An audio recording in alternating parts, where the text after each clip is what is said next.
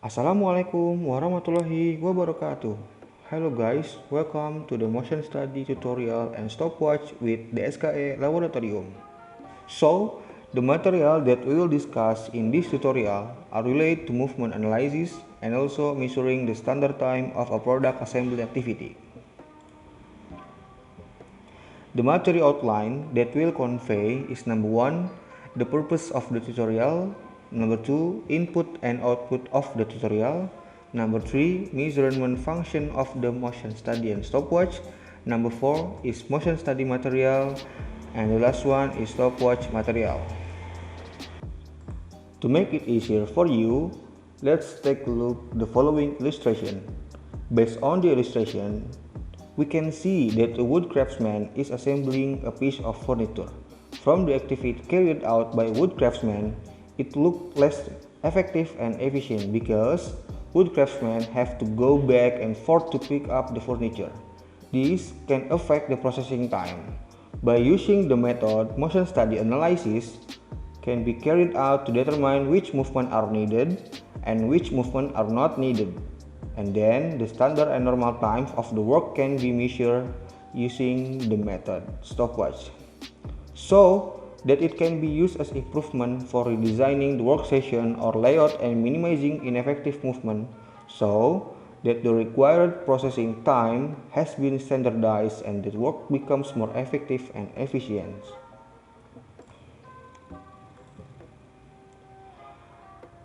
Okay, the objective of this tutorial, number 1 is introduce about motion study and stopwatch in work measurement application. Number 2, able to identify and analyze element of work movement and can provide improvement to element of ineffective motion so that workstation arrangement can be made. And number 3, able to determine the number of work cycle by calculating the sufficiency data test and uniformity data test. And the last one, able to determine rating factor and allowance and able to calculate normal time and standard time for a job.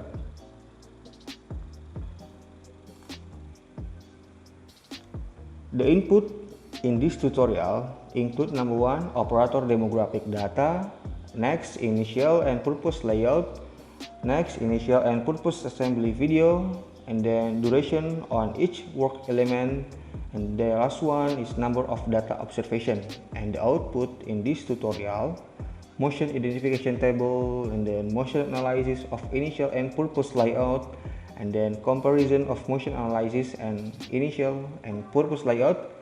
Number 4, sufficiency and uniformity data test of initial and purpose layout, and number 5, rating factor and allowance. Number 6, cycle time, normal time, and standard time on initial and purpose layout, and the last one is recommendation. Entering the first tutorial material regarding measurement function, so these two methods have different function, where the motion study measurement in this tutorial are used to analyze the effective and ineffective motion of an assembly job in each layout. Then, a stopwatch measurement are used to determine the cycle time, normal time, and standard time of an assembly job on each layout. So later, for example, guys, you get case study about assemble the pants, so you can know what movement are needed and not needed. Then, you can actually compare with effective movement which are more dominant whether the normal time needed is more efficient or not. Okay friend, let's start a further understanding of motion study first. Motion study is an analysis that conducted on body movement of work to finish their work. The main purpose of the motion study is to increase the productivity of work that is repetitive and use hand skill. The limitation of the application of motion study is for jobs that have input, output, and SOP definite and clear. Well, the objective of the motion study are as follows: optimizing effective motion, minimizing ineffective motion, saving the use of facilities and work, and then improve work time efficiency. The purpose of this motion study is related to one another. If the movement is not effective, it can be reduced or even eliminated. That it will obtain saving in working time, which in turn can also save on the use of the facility available in the job. For example, to minimizing ineffective movement. By minimizing ineffective movements, automatically will reduce the movement that are not actually needed in the work process, so that indirectly it will make the work processing time more efficient. In addition, it can also increase production output because the time needed to assemble one product can be faster than before. So, the cost of using the facilities will be reduced because with the same work time you can assemble more product. Next, regarding the Terblick movement. Terblick, it comes from the word Gilbert, the inventor. Based on work movement, we can observe that there are effective and ineffective work movement, where the effective movement consists of 8 movements, while the ineffective movement consists of 9 movements as shown on the slide. An effective work movement is a work movement needed to carry out the job. Ineffective work movements are related to work movements that do not provide added value. By reducing or eliminating ineffective movement, overall the time required to carry out the work is shortened. Okay, let's discuss in detail about the effective movement. Number 1 is transport empty.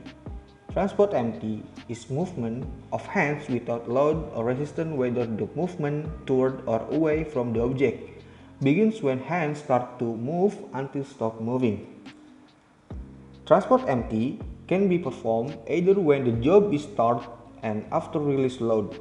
The process of moving the hand towards the object to be taken, for example, moving the hand to reach a pencil on the table. Next is grabs. Grab is movement begins when the finger close and touch the particular object and ends when hands take control of the object, for example, picking up, slip up, and the next is transport load. Transport loaded is hand motion while carrying an object. Transport loaded ends when hands stop moving, for example, carrying markers to use for writing. Next is release load. This movement is happen when operator release object which held before or can be defined when object separate from hand or finger. Begins with carrying movement, positioning, and others, following with reach movement. The next is pre-position. Pre-position is positioning the object to certain place temporarily so it grabs if the object is required to reuse. Is the hold when used parallel with carrying and release movement. For example, after using a red pen from the box containing a recollection of pencil, then the red pen. After using it, put in a special place to make it easier if you want to use it again. So, when you put the pen in, it really happens in the pre-position. The difference with the position will be on the next slide. The next is assembly. Assembling is an element of the Terblick movement to connect two or more objects into a single unit. Next is disassembly. The movement of separating or breaking down object from one unit into separate object begins when the hand starts to release one part of the assembly and when the hand has completely separated the part from the rest of the assembly. Next is use. Use is an effective Terblick movement element where one or both hands are used to use or control a device for a certain purpose during work. For example, using a screwdriver to attach a bolt to a toy. Now, we will enter into the discussion of ineffective movement. The first is search, a process where the eyes and hands are in the process of looking for object, starting when the eye is looking for an object and ending when the object is found. For example, an eye looking for pins in a pile of pins. Next, select. Basic motion to find mixed object by eye and hand. It starts with the hand and eye starting to select. Until the object is found, select one object from many existing objects. For example, choosing a green pencil from a set of colored pencil but with the hand. Next is position. Position is a movement in the form of moving object from the beginning to the certain position and ending when the object is ready to be assembled. How to avoid? First, placement of object is adjusted to make it easier to navigate. 2. Random object don't need direction. The difference between pre-position and position is better using the example, according to Sutarasana 1979. Next, inspect. Test the object whether it's properly installed. This is done by seeing, feeling, smelling, hearing, and tasting for time. It's affected by the dexterity of comparing objects with their standard. Examination in the form of quality or quantity. For example, checking whether a bolt is properly installed and finished in the hole. Next is unavoidable delay. Delay that cannot be controlled by the operator or thing that happen beyond their capability of human control. For example, going to the bathroom, power outages, and broken equipment. Next is avoidable delay. Delay that can be controlled by workers, for example, such as chatting, pacing without a clear purpose, coding that interferes with work, being able to pick up objects simultaneously using the right and left hand. Next is plan. Plan is a mental process. Worker think to determine the action to be taken. Next is holding to put on or hold. Hand holding the object without moving the object. One hand hold the object, the other hand make motion. Usually carried out in assembling or installing removing activities.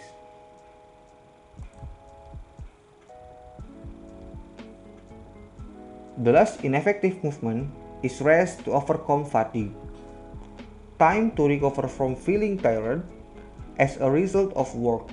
For example, break because 4-hour non-stop typing but not time to rest. The next slide is economic movement principle. According to Ralph Barnes, there are 3 types of economic movement principle. Namely, the first is movement related to human body, and then movement related to workplace layout, and the last one is movement related to the design of equipment. You can read the number 1 and number 2. Now, on the third point, there are interconnected. When starting work and ending work, try to get both hands to start and stop together. Point 1. Therefore, no one should be unemployed, let alone both. Point 2. Because in general, the work will be complete more quickly if done together. Number 3. Motion of the hand should be made in opposite and symmetrical direction and should be made simultaneously. What is mean symmetrical? Symmetrical is the hands look like a mirror, and the opposite direction of motion, if the left hand to the left, the right hand move to the right only to minimize fatigue due to stiff hand movement. Number 4. Hands and body movement should be saved by using only necessary body part. Number 5. Utilize momentum to assist work so it can reduce muscular effort in work. Number 6. Continuous movement is better than broken movement, and change in direction of movement. Number 7. Ballistic movement are faster, easier, and more accurate than limited. Number 8, work should be designed as easily as possible, and if possible, the rhythm of work must follow the natural rhythm of the worker. And the last one is a fixation should be as few and as close together possible. Now is related to arrangement of workplace layout. Number 1, material and tools are located in defined and fixed place. It's better if the equipment and raw materials can be taken from a certain place and fixed. Number 2, tools and material should be located as close as possible to the point of use. Number 3, material storage area designed by utilizing the principle of gravitational force. For example, the object container. The bolt will have a filling system at the top. Then the bolts come out of the container one by one can be taken by workers.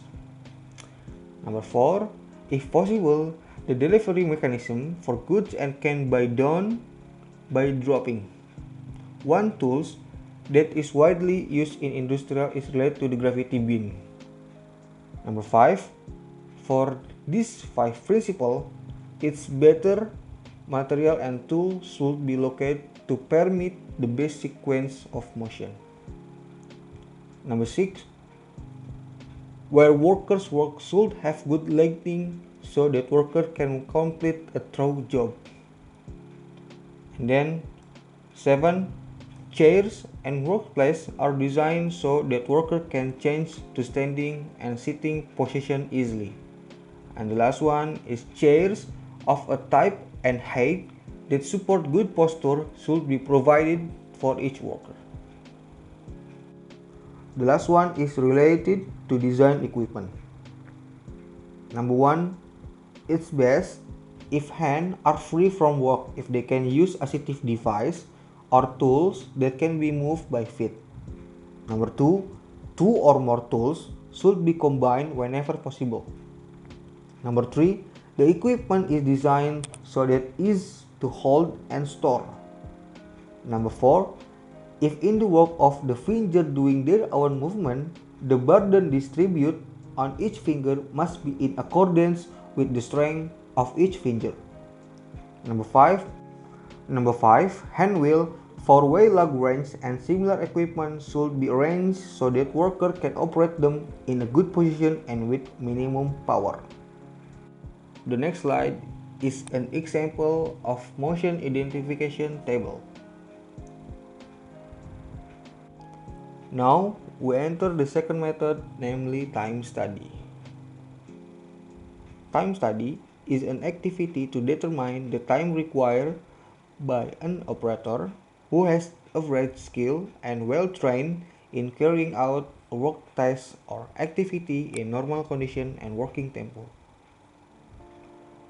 This is a work time measurement. Work time measurement is divided into two, namely direct and indirect. Direct is a measurement that is directly carried out with the measuring instrument without looking for other variables first. For example, is work sampling and stopwatch. Indirect, it's a measurement made by looking for other variables first, then calculating mathematically to get the measurement result. Standard movement, data obtained from work motion element where each element of the work movement has a set standard time, for example, MTM and MOST. Regression analysis contain data on the time it takes to complete a job that has been researched in the past. The next slide is stopwatch. This method was introduced by Frederick W. Taylor around the 19th century. Stopwatch is a direct measurement of working time which is commonly applied for the jobs on short duration and repetitive. The result get the standard time to complete the work cycle, where this time will be used as the standard for completing work for all workers. The next slide is type of stopwatch. There are three types: of stopwatch measurement. Here they are. The first is continuous. Time from the first element to the end is done continuously. For fast work such as assembly, the work consists of several different elements in one type of work that is done continuously. Number 2 is repetitive. Calculation at stop, starting again from 0 for the next element, usually only for job that consists of one element only. For example, combining part A and part B, or attaching a sticker to package, etc. The last one is accumulative. Use 2 or more stopwatch. This method is to accumulate several types of work consisting of the first worker. For example, assembly stacker. The stacker must be assembled, loaded, and into the stopwatch. The next worker, for example screwing, must be on the stopwatch too. So you can just use one stopwatch. The next slide is calculation. The following is a data adequacy test formula and a data uniformity test formula that will be used like on the slide. If you guys want to find out an N accent, you just follow this formula, and in the result, if N accent less than equal N, it means that data are considered sufficient. But if N accent more than N, it means data are not enough. If you guys want to find out an UCL or LCL, you just follow this formula, X bar plus minus K multiple standard deviation. There is a condition. The first, data should be adequate. If not, you should try it again. Number 2, the data must uniform. If the data is not uniform or excluded from the boundary, you have to eliminate the different data. Number 3, N minimum 10. The last one is data as a sample, so it should be representative of the population. So we need to test the adequacy and uniformity of data. Confidence level. The confidence level indicates the extent to which the level of reliability of statistical sample can correctly estimate population parameters. The higher the level of trust, the greater the data required. If the level of confidence 90%, it means K equals 3. If the level of confidence is 95%, it means K equals 2. And if a confidence level 68%, it means K equals 1. This is uniformity data test calculation. The data on the slide is non-uniform. Why? Because the data breaks or crashes the boundary, so that's not uniform. And this is a data uniform. Why? Because the data don't break or crash a boundary. The next slide is rating factor. Rating factor is used to determine the proficiency level of a worker. It's the researcher's subjectivity. The formula for looking for rating factor with a PO value is 1. This indicates the worker works normally. For PI or rating performance is obtained from an assessment based on this Westinghouse table. This table has 4 factors, namely skill, effort, condition, and consistency. PI is obtained by the sum of 4 factors in Westinghouse table. Each factor has assessment criteria as in the table. To determine the criteria, you can see the characteristic of performance employee in the attachment to the model. For example, for skill operator get A1 or 0.15, effort in A2 or 0.12, condition get 0.06, and consistency in A or 0.04. So the value of PI is 0.37, which is the sum of that factor. The next slide is allowance. Allowance is obtained from the table of ILO, International Labour Organization. The allowance is observed from median of every factor because we are not expert just for tutorial. After getting the median of every factor, then add the factors up to obtain allowance. Factors affecting an allowance are energy factors, work attitude, movement, fatigue, eyes, temperature, atmosphere, good environmental condition. For example, 0% till 6%, then 3% is taken. How to read the allowance is seen again from the condition of the worker himself filled by the expert. The next slide is time calculation. Average column is time cycle average, is the completion time of a work element. The next slide is time calculation is divided in three. Number one is cycle time. Cycle time is the completion time of a work element with the formula. Number two is normal time, is the time it takes worker to complete work at normally tempo by considering rating factor with the formula. And the last one is standard time, is the time it takes worker to complete the work by considering the allowance with the formula. Well, alhamdulillah, that's all about time study method and stopwatch tutorial. I hope you learned something about time study and stopwatch. If you guys confused about it, you can ask me or contact your guide assistant. And I'm so sorry if my explanation is not clear. Wassalamualaikum warahmatullahi wabarakatuh. See you in the next tutorial. Bye bye.